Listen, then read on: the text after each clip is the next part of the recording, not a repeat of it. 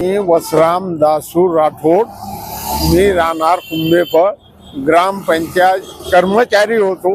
मी 2018 मध्ये रिटायर झालो. 2018 मध्ये रिटायर झाल्यानंतर माझा मुलगा 2019 मध्ये चालू स्वरूपामध्ये कांगणे बाई सरपंच असताना तिनं घेतला आणि तात्पुरत्या स्वरूपामध्ये घेऊन नंतरची बॉडी बसरली. या बॉडीच्या नंतर आणि आमचे इंगळे यांना याला कायमस्वरूपी केल्यानंतर तेव्हापासून त्याला 1 रुपया बी अजून पेमेंट भेटत नाही. आम्ही हातावर करून हातावर खाऊन राहिलो, काहीच नाही. राजा आमची लय जाई नाही, काय सांगून फायदा आहे आता तुम्हाला. आता त्याला आता इकून चिकून तो ग्रामपंचायत मध्ये आणि आम्ही इकून चिकून कमाई करून त्याला पोसून राहिलो.